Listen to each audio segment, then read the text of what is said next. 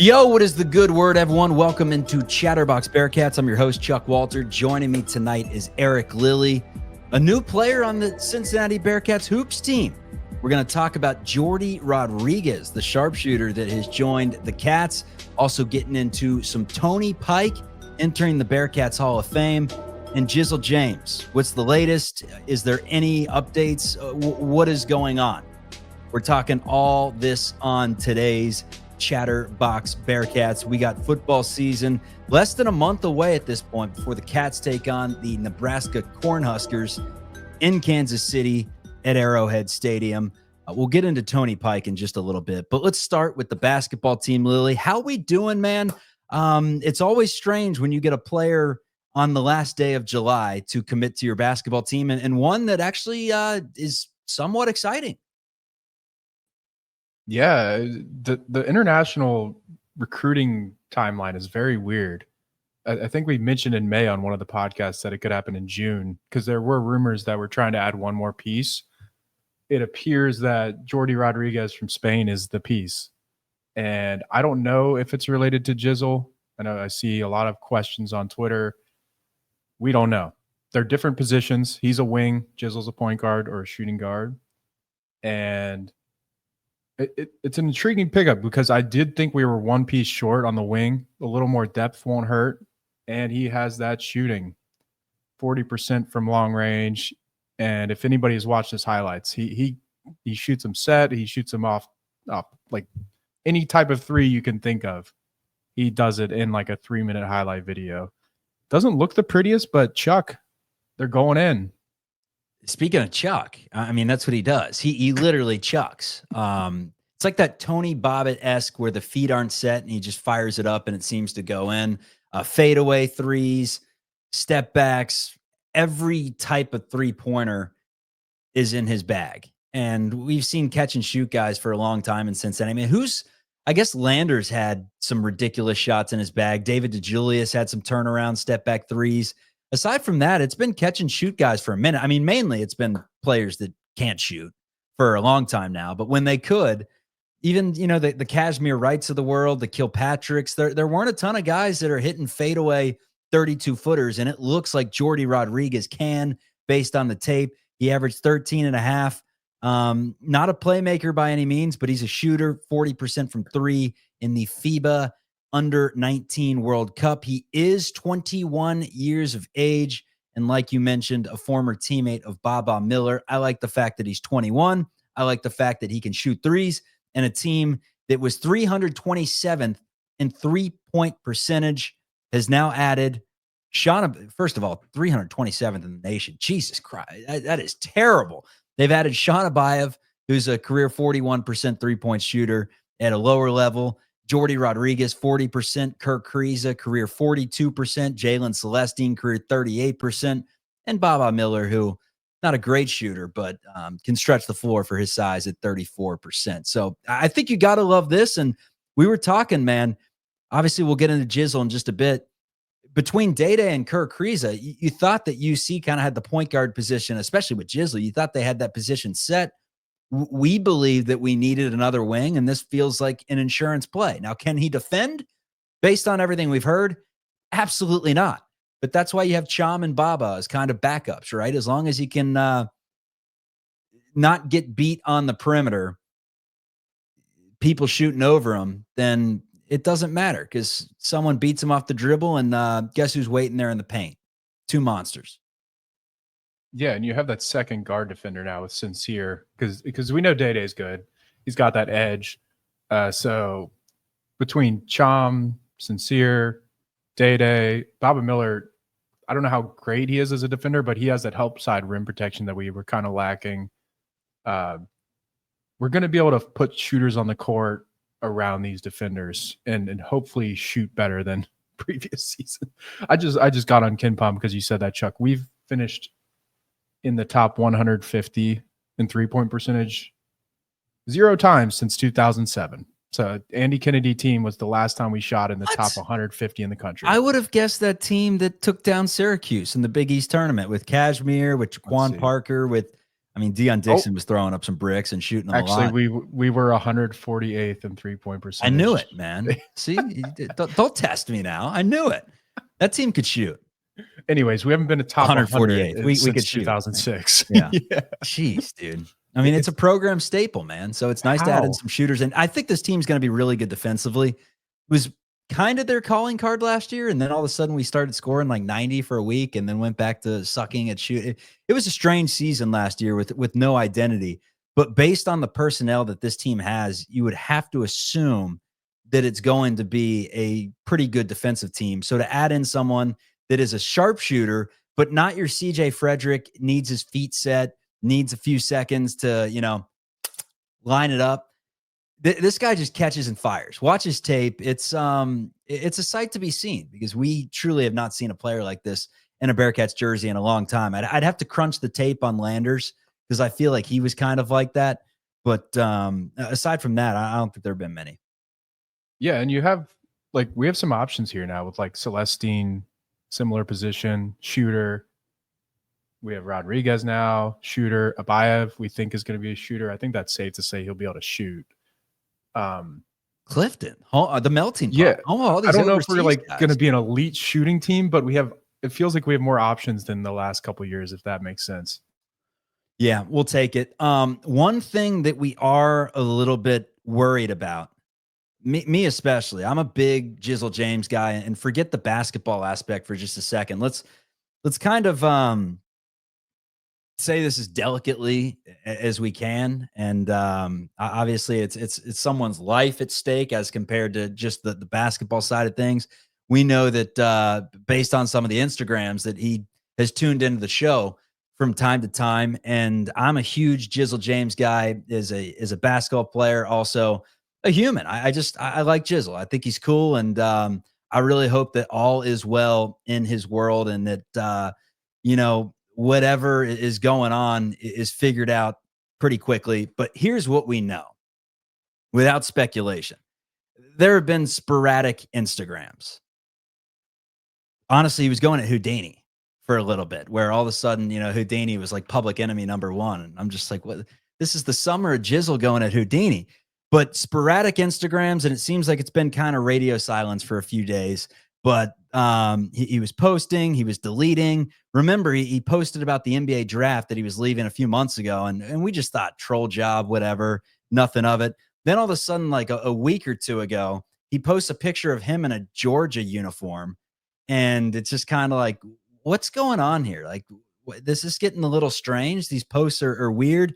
And then it just starts getting to the point where it's like, all right, like these are crash out posts. I've lived long enough to know at this point in time when like it happens. Sometimes you get older, things happen.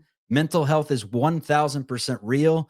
You would have told me in my 20s, whatever, I would have thought completely different of it. But as you get older, Lily, you know this, like there are just things that happen and you got to take care of your mentals. And some of these pictures that he was posting were not normal. I mean, it's not normal to throw your agent under the bus essentially and throw a private conversation on your Instagram story, basically saying, we need to get the hell out of Cincinnati. Or the exact quote was just like, I'll play anywhere, I'll play in the G League. And his agent's like, no, you need to play in Cincinnati, Jizzle. And at first, maybe we thought maybe this was last year. This was as he was potentially testing the waters to transfer or something. Maybe this is just all some big troll job. But then the pictures come out from Jeff Ruby's and the entire team's there. Jizzle's nowhere to be found. Reports from around the program that he's away from the team right now. So all I got to say is if he is listening or anyone involved, whatever it may be, it's as simple as I'm rooting for the guy. I hope all is well there. I want to see him in a Bearcats uniform again. I would love for this just to be a blip on the radar. Everyone's going through shit. And again, who knows what it is? Who knows how bad it is, whether it's fixable, whether Wes Miller's still trying. What we do know is there's been no official words, which makes me think that they're trying to mend up this relationship if it's possible. Focus on him, the human being, before the basketball player, and then hopefully that comes at some point. Obviously, NIL gets involved and payments and different things, but that's kind of what we know from just reading the tea leaves, hoping it's salvageable. Wes has a job to do. Jizzle's an adult, but again, whether it's Jizzle, whether it's anyone, I try to be sympathetic. I care about human beings, whatever you're going through. Namaste. That's all I got to say on that matter. Lily. Nailed it, Chuck. I don't have anything to add. I feel like if you covered all the bases there. It's Jizzle. We hope he gets through it, and I want him to be here. Like it'd be really cool if at the end of next season we're talking about how West turned it around and Jizzle stayed here and he was part of that. I just think we have so many new pieces on this team. Like it's just Day-Day and Jizzle, right? That's the only guys back that, like, as fans, obviously Zella's back, McKinley's back. But if we're good next year and those guys are here, those are the ones that are going to be like they were part of the transition to us being good again. So I think it'd be a great story, and I hope he's here for it.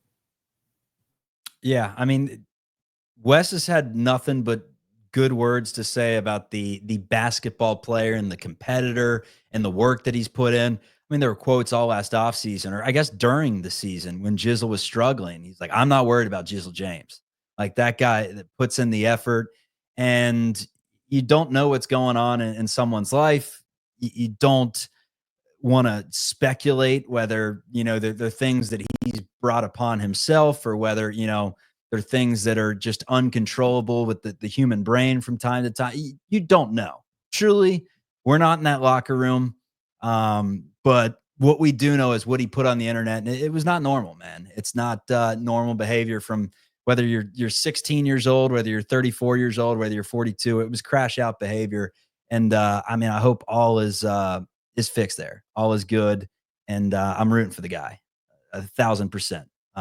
Big Jizzle James fan. So that's really all I have on that topic, whether you want to add anything to the table or not.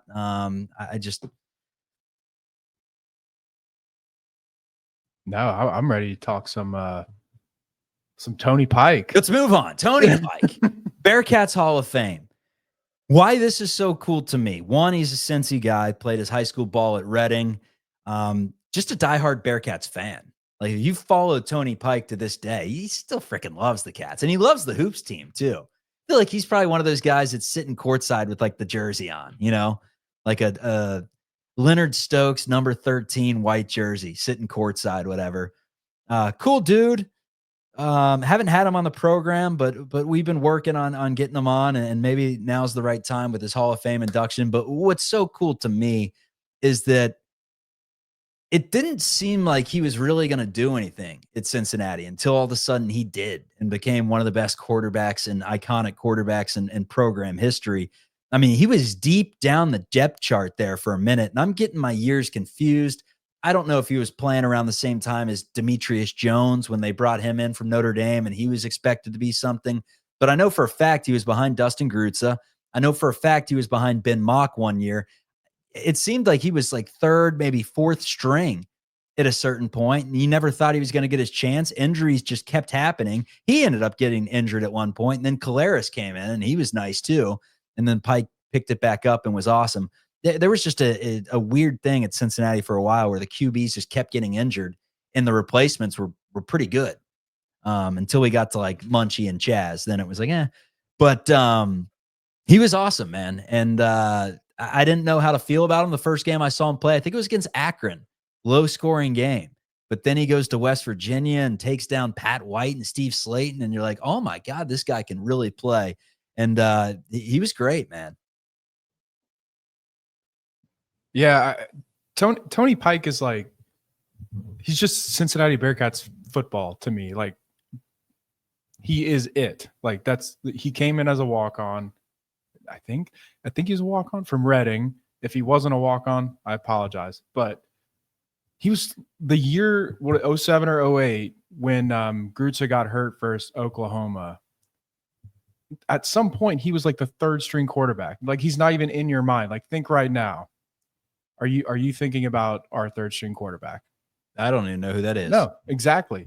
And he goes from that while being a hometown guy to leading us to the Orange Bowl, the Sugar Bowl, all because of happenstance. Like there are scenarios where Grutza never gets hurt and Tony Pike just never becomes a thing. Like there's so many times where guys get quarterback only one can play. They get stuck sometimes.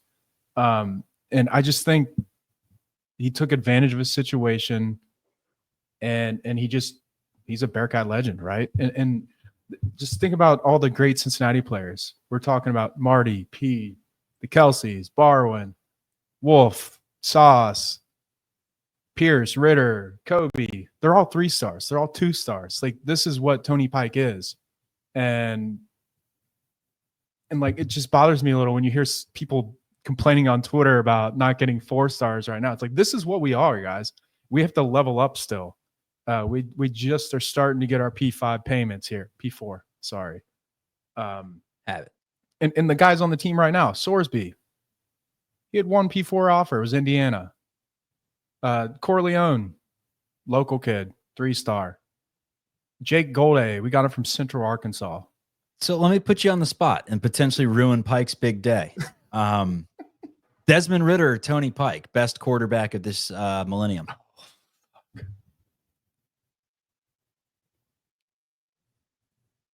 Holy crap.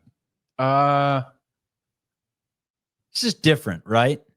It's so different. And Ritter was a answer. day one starter early. But he kind of walked into a program that had some success, had made BCS bowl games. Like if you're in college now or just now finishing up school, you probably don't remember Bearcats football before Tony Pike. We were making like the Motor City Bowl at best. Like when UC went down to the Orange Bowl to take on Virginia Tech in that first BCS bowl game, it felt a little weird. It was like, what the fuck is going? Like we're playing Virginia Tech, and then we started beating Virginia Tech consistently. Yeah, but there was a while there, man, where it was just like, shouldn't we be playing Marshall right now? Like, how are we playing Frank Beamer and Tyrod Taylor? And then to do it again the next season against Florida, obviously that was tough. The white helmet's not the greatest idea in the world, but I mean that was a starter in 2 BCS bowl games back to back, and I know Grutza had something to do with leading the team to the first one, right? And then Caleres to the second one. It was kind of that mix and match, like I was saying, the musical chairs. I think Ben Mock. No, Ben Mock. The year before. They were the year before. They won like 10 games. It was Brian Kelly's first season, and they beat, I think, not Western Michigan. They beat it was Western Michigan the year before. Who did they beat in that bowl game? I don't know, but anyways, they were solid. I'll check while you're talking. Yeah, they were solid that season, but they lost to the West Virginias of the world and may have lost to like Pittsburgh. They just weren't there yet. Southern Miss. They lost. They beat Southern Miss. Yep. Yeah, that's what it was. Bones Barnett. Bones, the cornerback legend. But Pike, man, he was the OG. He was the OG for a lot of Bearcats fans, and they were putting up points too. He's kind of the face of like our transition into good football, right? Like, and he was slinging. Yeah, he was slinging. Like Desmond Ritter, they were putting up some points too. Don't get me wrong, but old school Bearcats, they were beating UConn like 45-41. Like it wasn't a defense that was, dominating their way. They got some Connor Barwin sacks in there, but for the most part, it was Pike throwing for like 300 yards and 4 touchdowns seemingly every game. Just had a smooth mechanics. Good stuff, man. All around, very well deserving Hall of Fame. I'm surprised it took this long, to be honest with you. It's not like UC's littered with Hall of Fame talent at the quarterback position. Yeah, and there's a couple more guys we probably need to get up in there, right? Like Marty's not there, right? Like I don't even know, to be honest with you. Yeah, I know they're working on it in the athletics department, trying to like honor players more clearly and the ones that deserve it, right?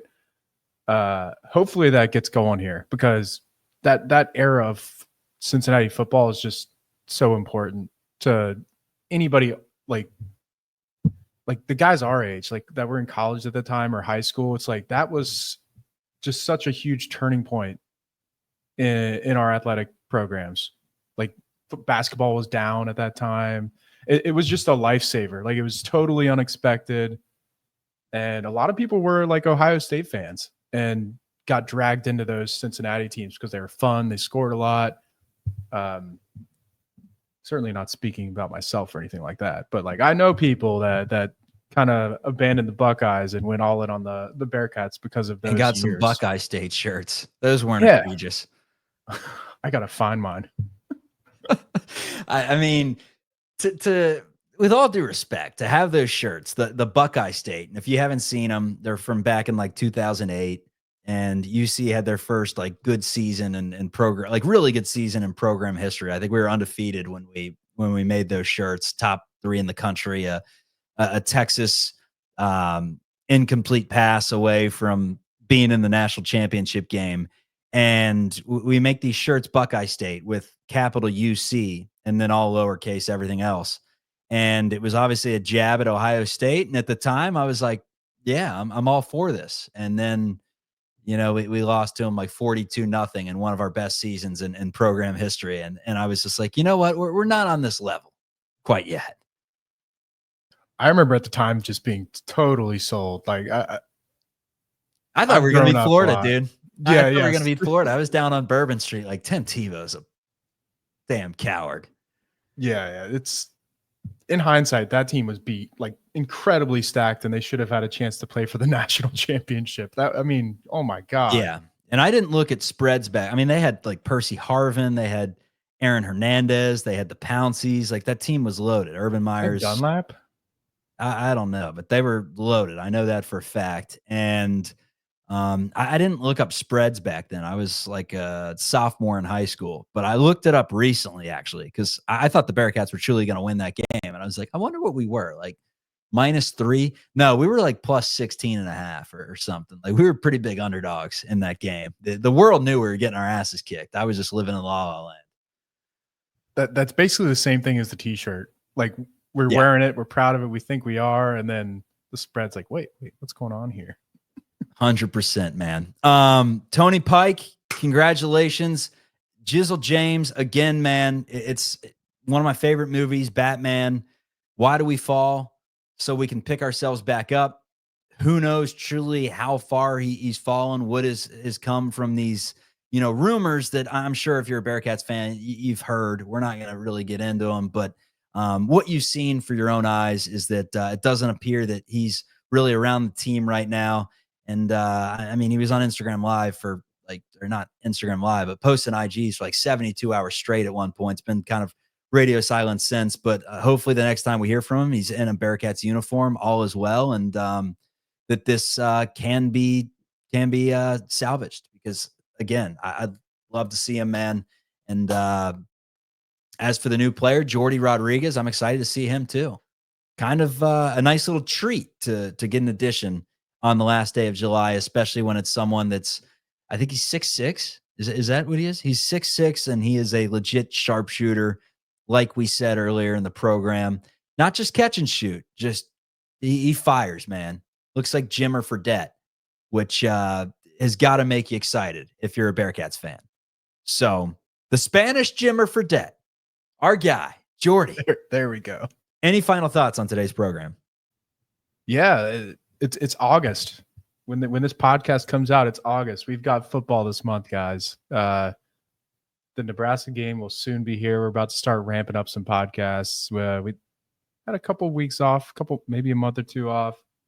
The footballers are at camp right now, and I'm watching some Nebraska podcasts, believe it or not, trying to figure out if there's something we can attack here. So we'll be talking some football here in the next, I think we'll start next week, right? Yeah, I think Niehaus and you are back for the midweek show. Houdini and myself are going to drink our olive juice, warm up our vocal cords, and get back to this thing, man. Chuck, Walter, Eric Lilly, this is Chatterbox Bearcats. You can find us on YouTube, wherever you get your audio podcasts. Appreciate everyone for tuning in. Have yourself a great day.